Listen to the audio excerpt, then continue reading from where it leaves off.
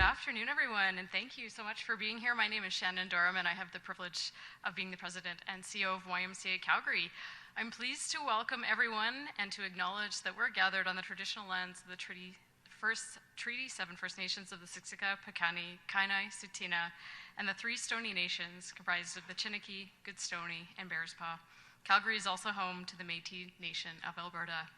A special welcome to our dignitaries, Minister Hajdu, Minister Nicolaides, and MP Hogan, welcome.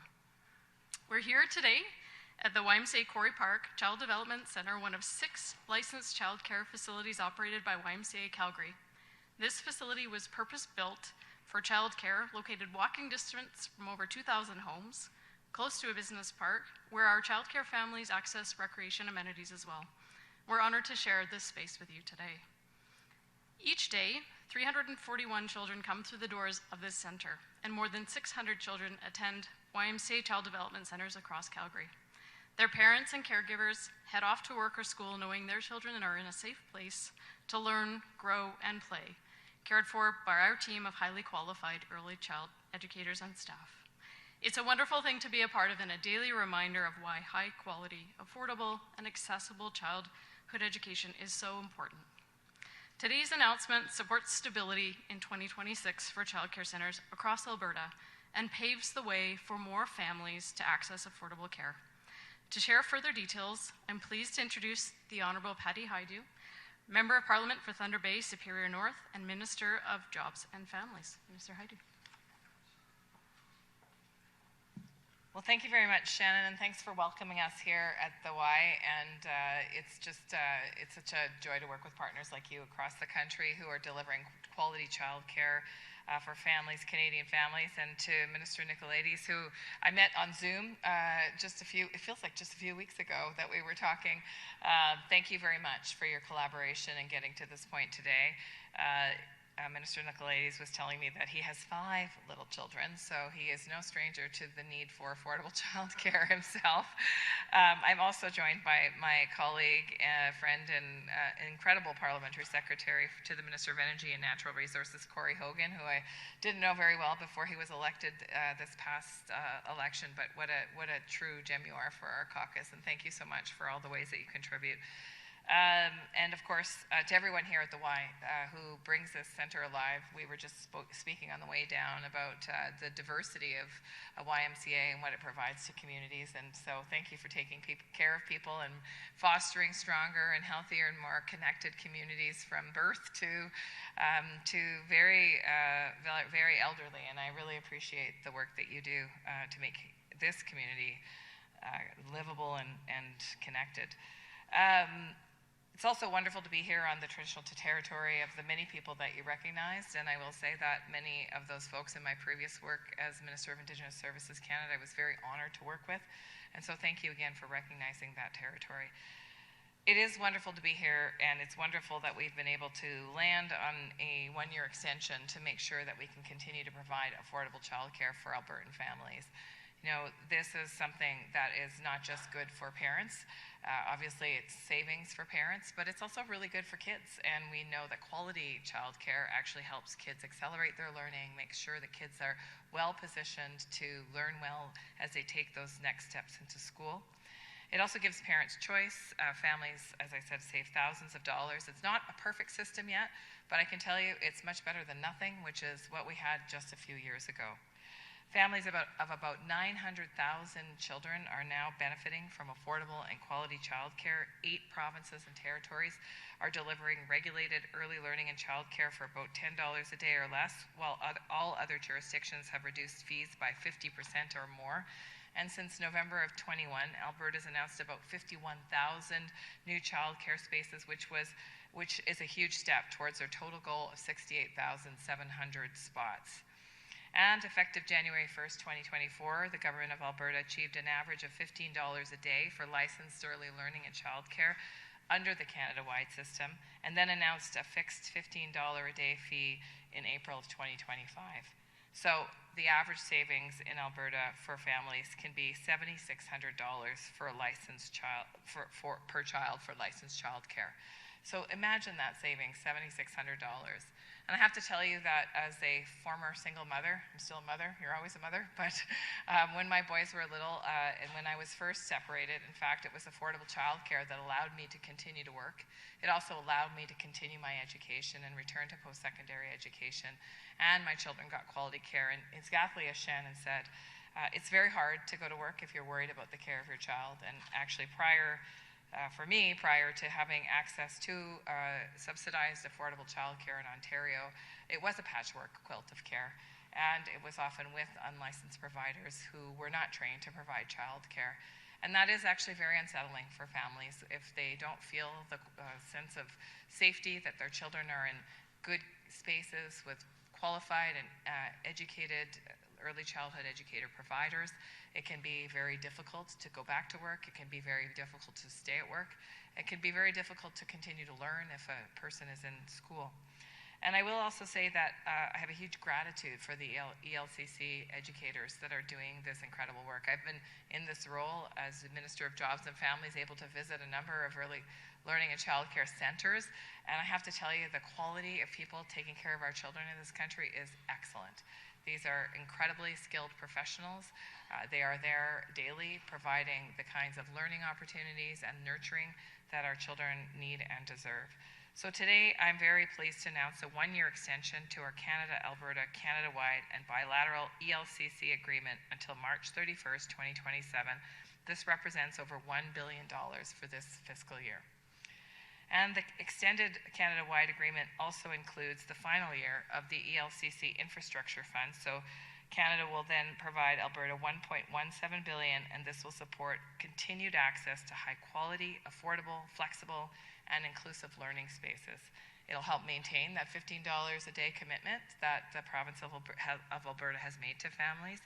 And in addition to more than $4.3 billion allocated under our initial early learning and childcare agreements, this is the next installment in a commitment and a long-term commitment of the federal government to do this work in partnership with the Albertan government.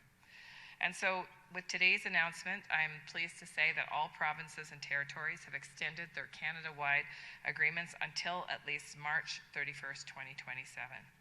Chaque nouvelle place offre à plus de familles la liberté de décider comment équilibrer travail, études et vie familiale. For me, as a parent all those years ago, early learning and childcare was a game changer that promised affordable childcare and allowed me to continue both working and post-secondary education. And that sentiment is felt by parents all across Alberta. In fact, here's a quote from one Albertan parent who said, "Personally, as a parent, the program is life-changing. Without the program, when both of my kids were in care, the cost would have been over $3,000 a month.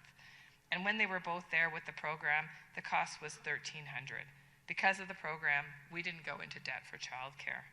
Another person said they were paying just under $1,500 a month when they first started, and the federal grant made a huge impact on their family.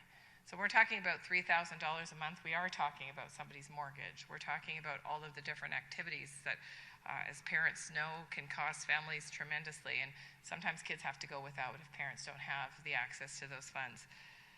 The results show also a really good outcome for our workforce. And I like to say this is a really important economic policy that allows parents, in particular women, to take their full place in the workforce. And participation of working age mothers with young children in the labor force is nearly 80% as of October 2025, the highest it's ever been in this country. It also allows women who are in the midst of their careers not to lose that important career trajectory that allows them higher earning potential, allows them career development, and allows them to continue to maintain their own professional goals. So listen, I just want to acknowledge the dedication of Alberta in these negotiations, your commitment to this program, your commitment to affordability for families in Alberta, and your commitment to quality childcare and education that's going to help us raise the next generation of strong Albertans. Thank you very much. And I think I am now calling up Minister Nicolaides.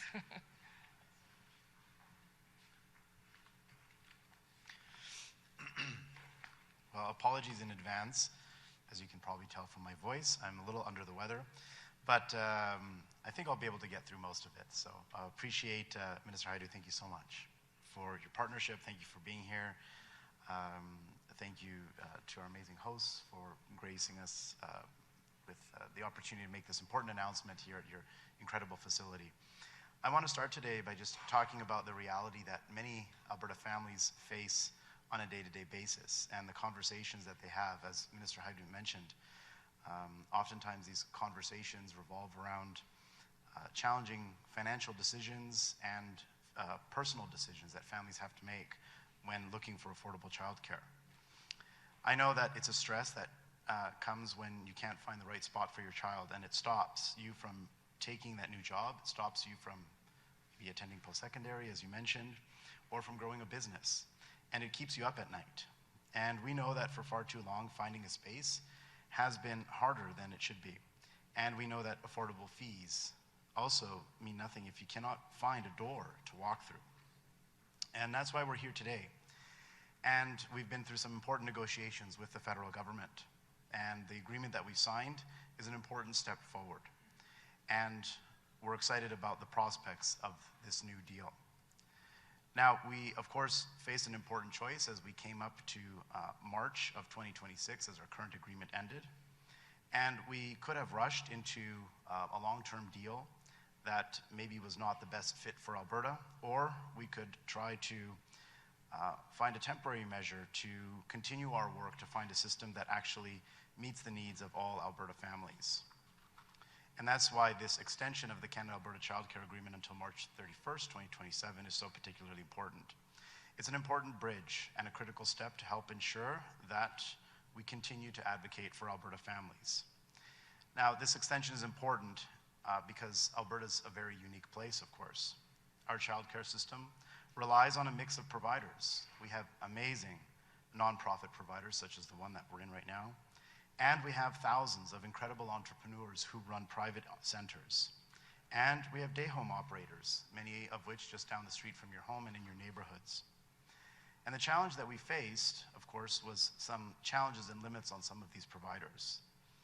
And they may have inadvertently created wait lists in areas where we needed additional access. This extension today is not just about keeping lights on, but it's about fixing some of these challenges. First, we were able to work collaboratively with the federal government to negotiate for an additional 5,000 new spaces in for-profit centers. These are spaces in communities where options are sometimes extremely limited. Secondly, we've tackled some of the challenges associated with family day homes. Previously, spaces in family day homes was limited to approximately 14,000. With this extension, that restriction is now gone. And now more family day homes can open their doors, and more day homes can qualify for support. This means more flexible options right in our communities.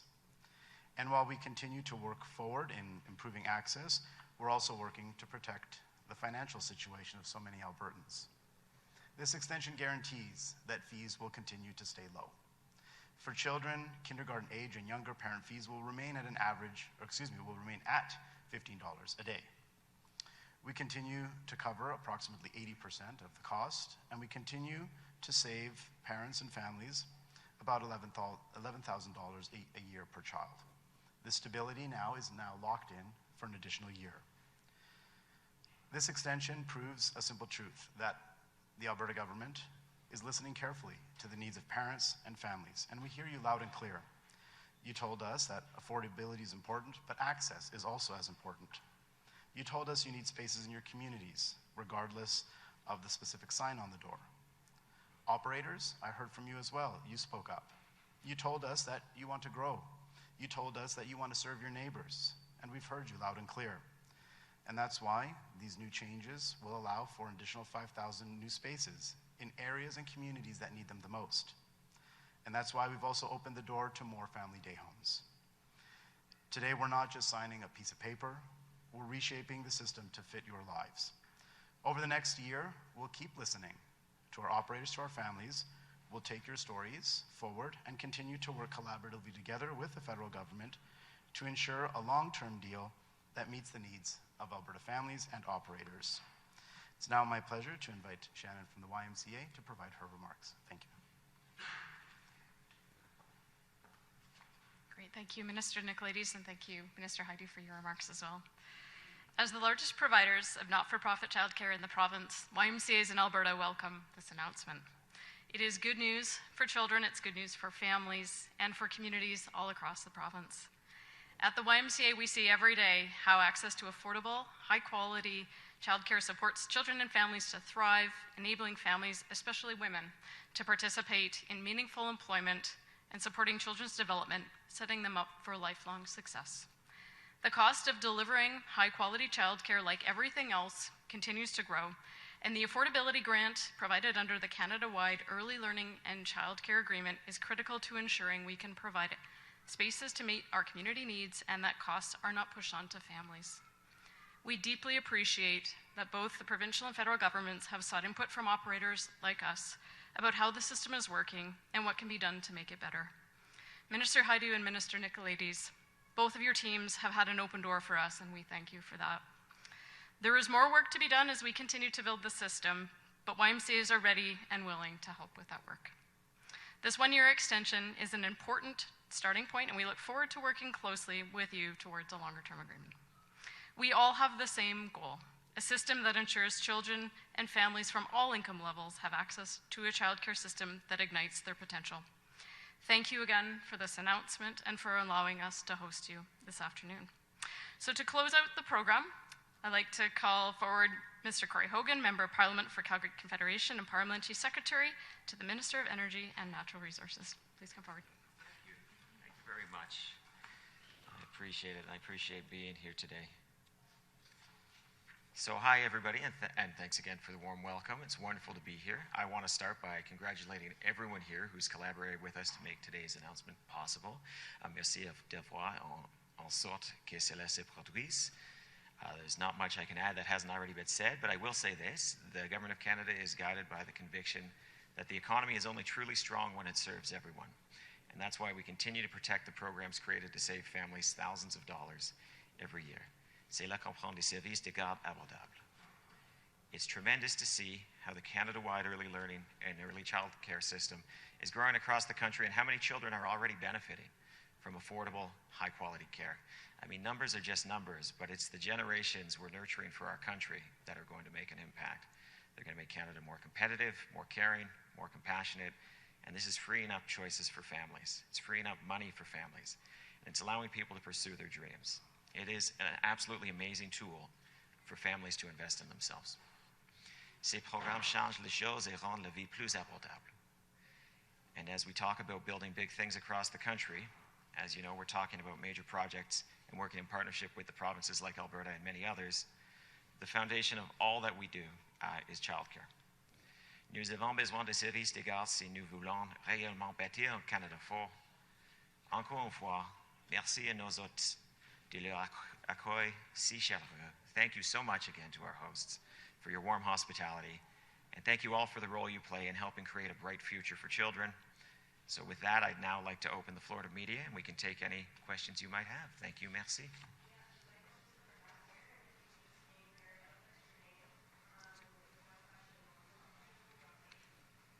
Hi there, Mark Villani here with CTV Calgary. I have a question for Minister Nicolaides. It's just regarding on May 15th earlier this year, Alberta's government announced that it hit its cap for federal funding for those new for-profit daycare spaces, stopping many new centers from accessing that $15 a day fee. How are you changing your childcare licensing process overall to ensure that what happened to operators back then doesn't happen again? Well, we're continuing to look at the licensing process to make sure that that type of situation doesn't repeat, but that's one of the main reasons why we wanted to look at an expansion of spaces, funded spaces for-profit providers, and it's one of the things that we were able to successfully deliver in this new extension so that more of our for-profit providers can continue to provide spaces. But around the specific licensing components, it's something that we are actively looking at. And just another question off topic, but I wanted to get your response to the ATA's unfair bargaining complaints they made, whether or not the government will be taking the feedback given during the teacher strike into account when developing the upcoming budget. Sure. Well, as it relates specifically to their complaint to the Labor Relations Board, I can't provide a comment, as of course it's important for that process to play out. And I know the government of Alberta, through the Minister of Finance, will provide the government's official response to the Labor Relations Board, and we'll work through that process. As it relates to Budget 26 decisions, we're very much interested in taking steps to address class sizes and classroom complexity.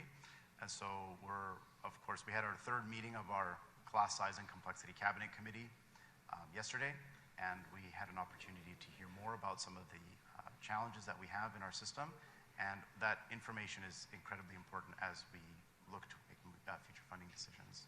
Thank you. Okay, next question. Hi, this is Arzuma with Radio Canada. Just to go back to the for-profit, can you tell us and elaborate more on what kind of flexibility you're providing to them with this new extension? Sure. The extension provides for 5,000 additional funded spaces. So that will help many for-profit providers expand spaces. As I know, as per the previous question, many operators back in the late spring were looking at expansion of facilities, but then we had reached our cap and could not provide any more additional funded spaces.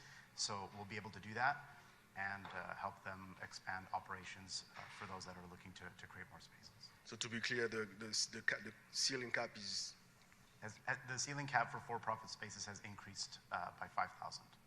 Okay, all right. And what are some of the other points that you guys had to agree on in order to make sure that this one-year extension happens?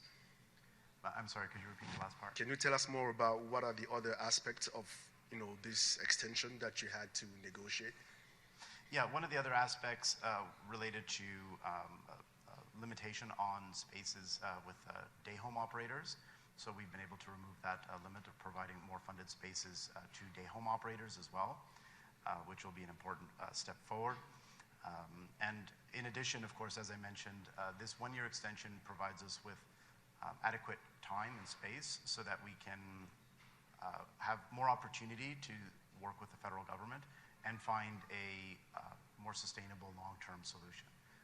I know that's something that's, of course, exceptionally beneficial to families, and we want to make sure that we're able to support families in the best possible way, recognizing the unique challenges and dynamics that we have in Alberta.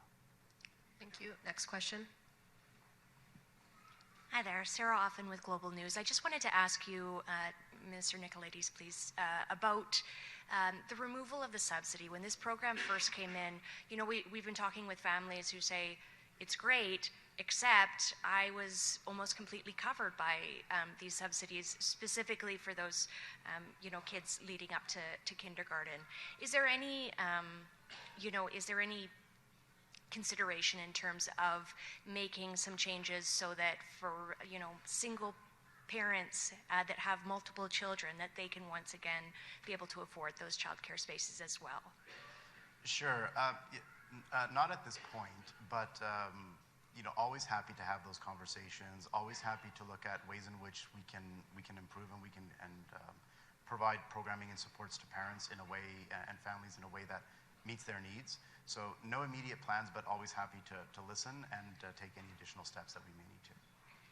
The only other question I wanted to ask was about the $15 that we're at, whereas we see on average other provinces and territories that have signed on are around that $10 a day mark. Can you sort of explain the disparity there, and are we trying to still reach for that $10 a day mark? Well, there's a couple pieces to that. I know, if memory serves me correct, Ontario averages about $19 to $22 a day. So I know that some provinces are finding some challenges in pushing towards a $10 a day. And I think that's part of the reason why we want to have this one-year extension, so that we have ample time to have more in-depth conversations with the federal government. I know other provinces are looking for that opportunity as well, recognizing that some provinces are finding some particular challenges in reaching the $10 a day. Okay, thank you. Any final questions? No? Okay, well, that concludes the media avail. Thank you so much.